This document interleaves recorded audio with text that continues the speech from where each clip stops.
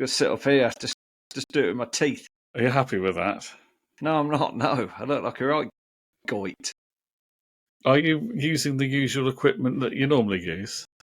I am, yeah, but I can't. I just seem to be really, really close in. Look at me. Look at me. I can't get myself right, Phil. Look, I'm about a million miles. Look, That's more like it, but you're normally a bit more. It's supposed to have autofocus, but God only knows. But anyway, I'm here. That's the main thing. Can't you touch the camera or something on your? I don't know. No, it says autofocus. But here I am. Here I am. Here. Welcome, viewer. Yeah. It's a full record jacket with Phil and Ben. And Ben's convened the show today. He's obviously got something to show us. Have I? It looked like a frisbee for a second there. No. I was going through. Do you know what? I was going through my records earlier, and well, my parents were around, and my mum was going on about some blue. I was like, oh yeah, that's a Status Quo album. This it's called Status Quo from the makers of, and this is number 8,900 of 15,000. And my mum said to me, she said, "Oh, you want to keep hold of that? Might be worth something." Now, if I open it, it's never, as you can tell, looking inside, it has never been opened. It's never been, well, it's been opened, but that is still round it. So it's never been played. And she was like, "Oh, that'd be worth a fortune one day." It came out in about 1983.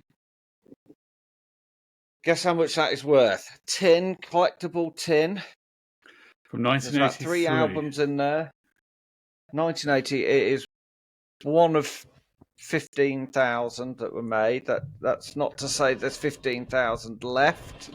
There might be left. I'm just moving myself around so I look a bit more in on it. So out of all the pounds in the world, how many pounds do you think that one's worth? I'm just trying to think. It's either going to be quite a bit or it's going to be nowhere near as much as you might think. Go with the nowhere near as much as you might think. Is it £35? No, well, to be fair, when I checked them a few months when I first got it, there was some going for about £40. But on Discogs at the moment, one just sold for £3.50. Really? I thought it would be a bit more than that. Yeah. There is pictures of Matchstick Men, and I can't. In fact, I don't know if it's got the track listing on the inside. God, it's like one of those time capsules you had at school.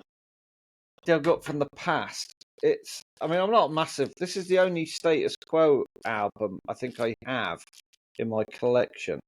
Is it basically a compilation? Is that what it is? Is it like a best of their career up to that point? Yeah, picturesque, matchstickable messages, spare parts, Status Quotations, Mark Kelly's Greasy Spoon. That's the albums, isn't it? Aren't they Status Quo albums? They're not tracks, are they? I'm sure they're. Yeah, they sounds like albums to me. I'm not an expert on the Quo discography. I can enjoy them in small amounts. They can be fun. They were very they certainly rocked, especially in the early days. Yeah, and live.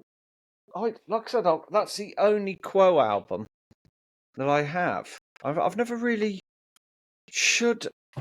I know back in '96 because Damon Albarn made some Quip, and Oasis released a set of branded T-shirts saying Quoasis. Okay.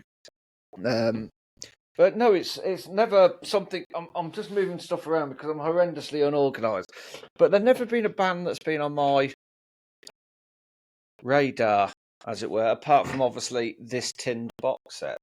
So yeah, a bit of quo-ness there. So yeah, we were going through. I was looking through all my many records. I'll see if I can move this around just to show some of them. So, as you can see, there are one or two records in there. Look at them.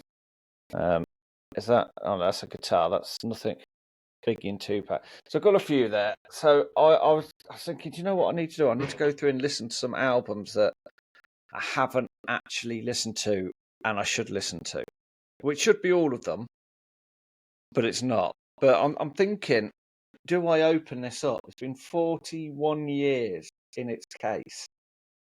Do I take it out? Do I Well, break the seal? if it's not worth that much, then I don't know. I mean, the thing is, we don't know, do we, that in the future, maybe Status Quo will become the most cool collectible band ever. But No. I have a feeling that probably won't happen. You say that. But you just don't There's know. a lot of things happen this week that people didn't think were going to happen. Exactly. So I think they end up happening. So Quo, you see, they've never been really cool.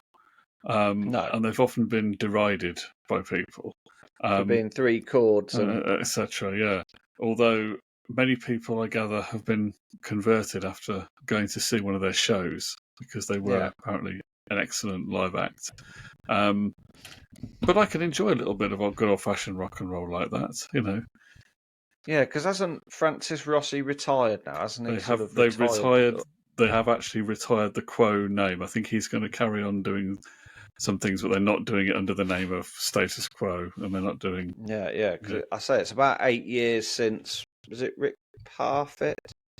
Is it Rick Parfitt, blonde-haired guy? Yes, Rick. Yeah. Yeah, because he died the same year that every celebrity decided to die. I think did Prince same year as Prince, was it 2016? David Bowie, Prince, and George Michael, many more. Yeah, that was a horrific year, really. I don't know, this conversation on quotes has taken a U-turn, isn't it? No, that was a very strange year. That was. It definitely was unusual in the sense that Victoria Wood.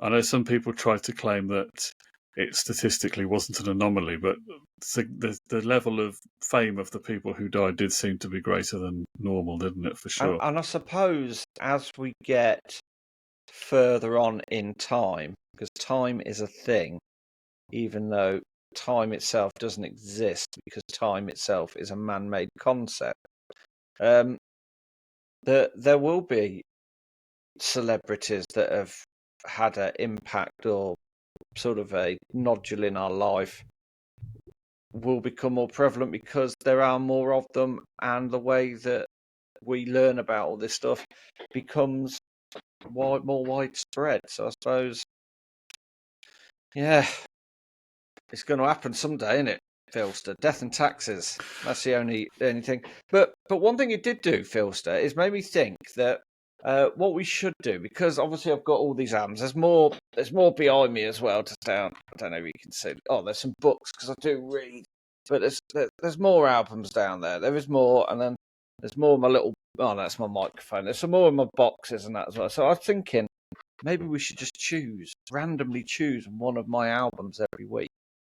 And we have to listen to it and review it. And bearing in mind, there is the Carpenters at Christmas in there, and there's a country Christmas album. So there is some stuff in there that should never be listened to by ears. But if it gets pulled out the bag, who are we to lie? Who are we to sort of say that shouldn't be spoken about? Okay, so how are you going to choose the album? I haven't worked that one out yet. Don't you have them all on a list on a yeah, I've got them all on list? a Discogs list. Are they numbered on there or something? They're in alphabetical order. Let's have a look at my list. Listy. If they all had a number, then you could obviously just ask some random generator, couldn't you? To generate random number. But if you Let's haven't have a got look, that, see then if it's got a number. No, they are literally ABCD'd. There's got to be a way to do it, unless I just flick up and down. Do you know how many shelves there are? One.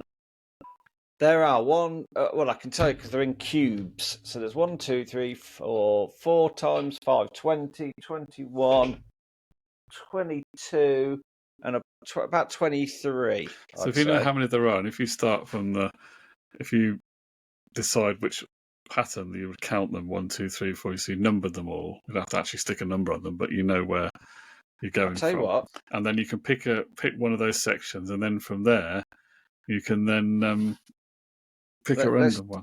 Let's see if this works then. Random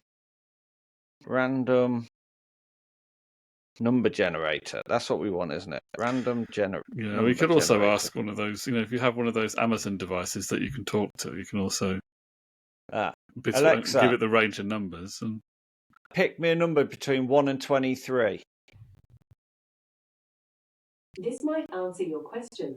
Here's a number between 1 and 23. It's 22. Right, that's that one there. 1, 2, 3, 4, 5, Alexa, give me a number between 1 and 20. Here's a number between 1 and 20. It's 1. You didn't put any effort into that, Alexa, did you? Whatsoever. Right, 1 and 20. So that means it's coming out this one here, and it would be. We'd have. Oh, Philster. I'm not sure if you're going to be up for this, but it would mean we'd have to. I mean, this is obviously just a test run.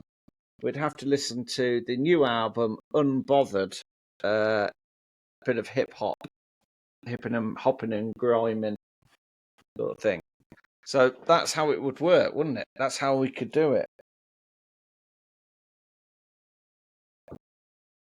We won't do it with that one, unless you wanted to do it that one. I might take a chance on another go just in case. Should we give it one more go? It depends what kind of hip hop album it is. I mean, I don't totally hate all hip hop, but it just depends. I'm hoping she chooses number 17, where all my reggae is. If it's old school hip hop, then Here we go then. Alexa, choose me a number between 1 and 23.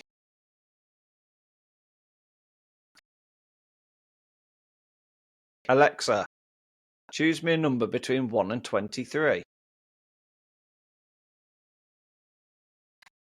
Do you have to say pick a random number or something? Oh, that's Alexa. Pick a random number between 1 and 23. Here's a number between 1 and 23. It's 3.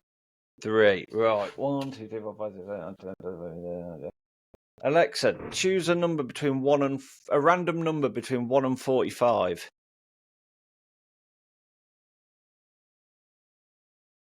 So it's slow. Alexa, choose a random number between 1 and 45. Here's a number between 1 and 45. It's 29. 29. 1 second.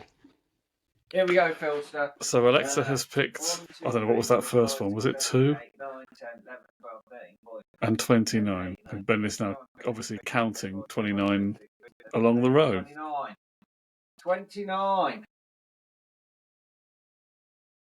Oh, do you know what? If she'd gone sort of between sort of 5 and 22, would have been some Bob Dylan. That was the Dillsters shelf. That one was, but it's a better. It's The Desired Effect. I think it's the first or second solo album by Brandon Flowers. Right, okay. So that's a bit of a better choice, isn't it? Well, unlike the Bob Dylan one, I haven't heard it, so... No. So that's what next week, when we reconvene, we're going to both have had to have listened to this. Bearing in mind, we have got a shed ton of albums from the 90s to re-listen to again as well. So I think that's a brilliant idea. We've literally live come up with a feature. Now Do you like what we did? On this 1990s album, we might as well talk about this now as we're talking about numbers and things. We picked 3 albums each from the 90s in each year. So we've got 60, albums. I did the maths. Now, if we get that up to 64, and I don't know how we would get that up to 64, maybe as some of the albums that people have suggested and we didn't put on there. But let's imagine we've got 64 albums. Are we going to just draw them out randomly from a draw, or are we going to seed them by seeding our favourite albums as like a high seeded one to a low seeded one? Or we're just going to do it totally randomly and see what gets drawn against each other? I think I like the randomness idea. The seedingness thing I do, because let's face it, if you got, I don't know, definitely maybe up against What's the Story, Morning Glory, you'd be heartbroken. And then the same again if you got MC Hammer, and I know we didn't choose them, but if they were there, that what's that band I really hate? It did the arty.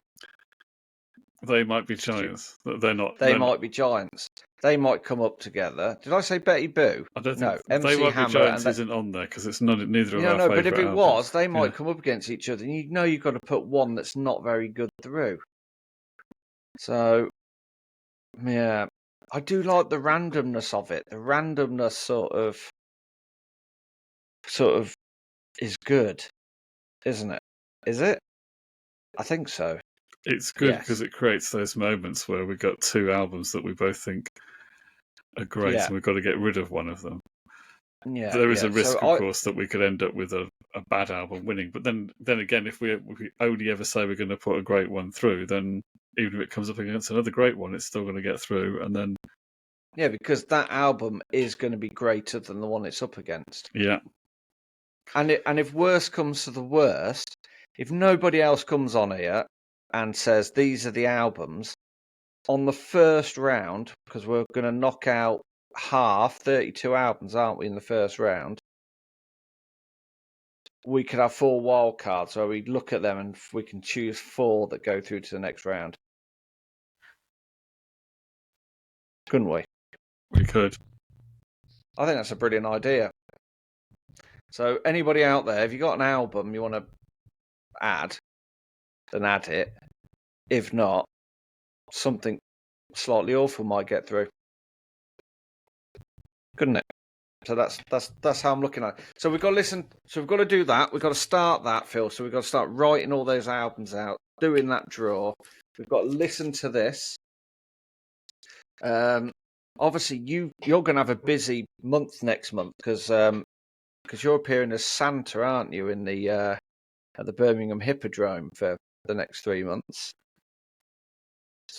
So how are we going to fill this in? I really don't know. Maybe my understudy will have to take over in the Santa role. Who? I tell you what, right? Here's a good question. Completely. This is a completely unmusic related question, but I'm liking the randomness of this show today.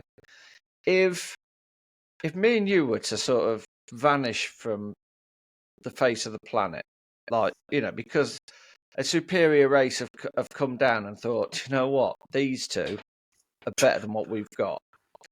Who would replace us? Who would be our famous doppelgangers? Who would be the ones to come in and from music? From who would you say? Because I mean, the first one that comes to mind is Michael Stipe for you. Obviously, get rid of the beard.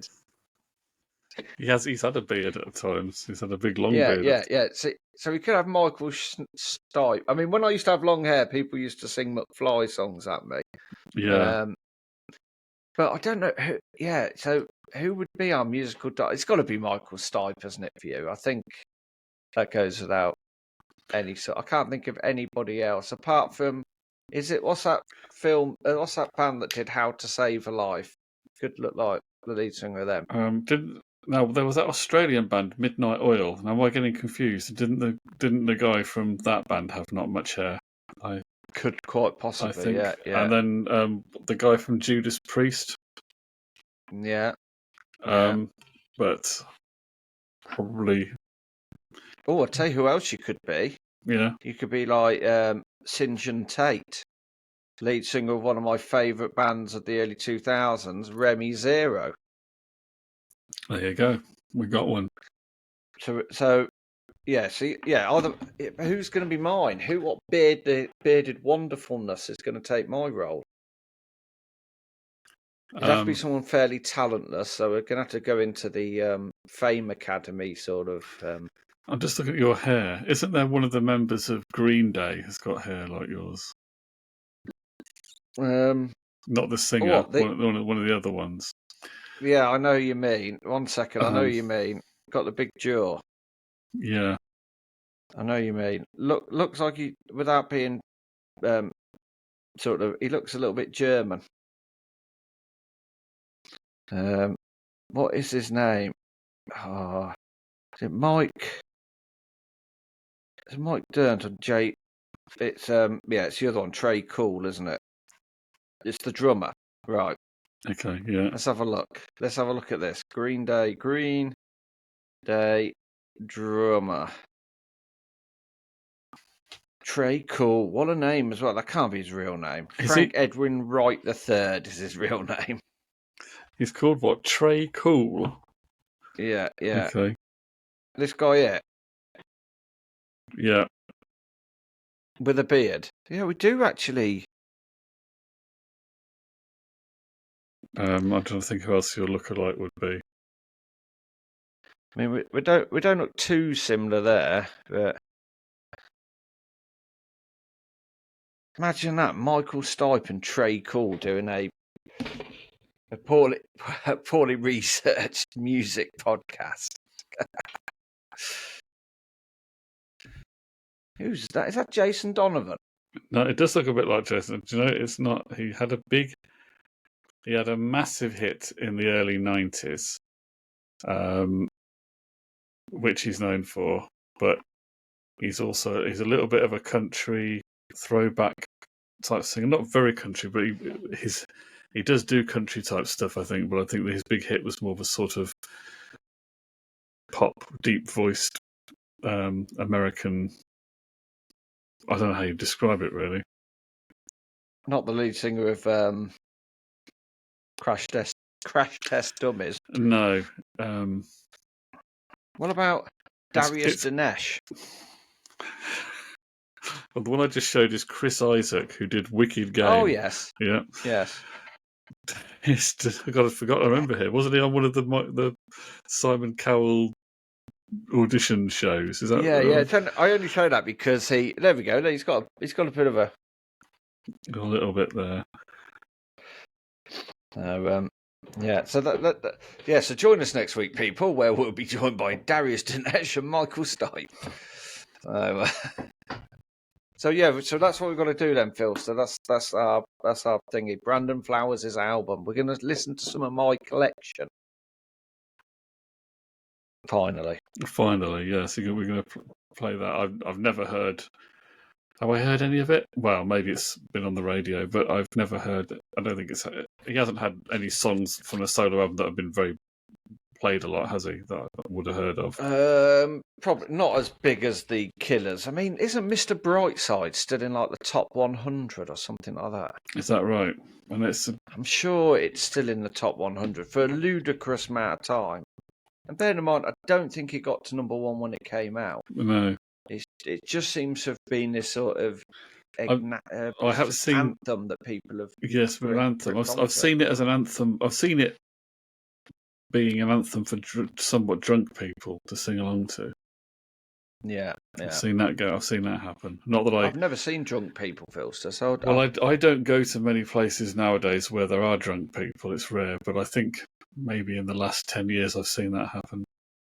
Are you not allowed to be drunk in Hooters then anymore? Apparently not. No. Oh, right. So Phil spends all his time.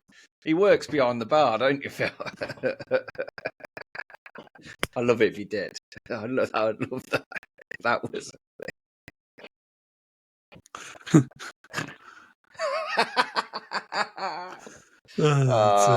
dear me. I'll just let you dig yourself out of that one now. Oh, as a chemical brothers said, dig your own hole. Oh, yeah. So, yeah, we've got a bit to be getting on with, then, haven't we?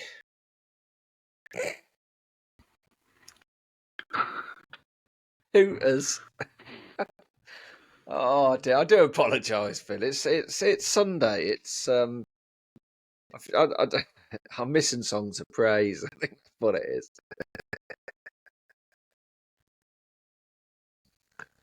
Oh God, I snorted like a pig.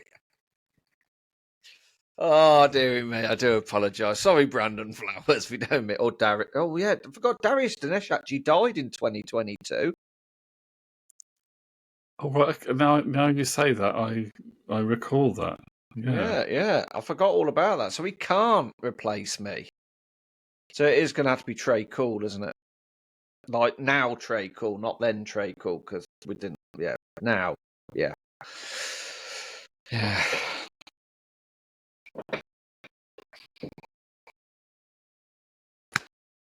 So there you go, viewer. We're going to listen to the debut. Is it the debut album by Brandon I'm not- Flowers? I'm not. Is it? It's the solo album by Brandon Flowers that has a black and white kind of front cover. That's where I'm going It's to called find The it. Desired Effect. Okay. Desired Effect. Let's have a look. Let's have a look. See, before Desired Effect is the second. So it's his sophomore album. Is that Okay. right? Sophomore. Yeah. So Yeah. we'll see whether it has the desired effect on our On ears. us. Join Yes. us for that, and we'll be back with another show very soon. From Hooters. Thanks for watching.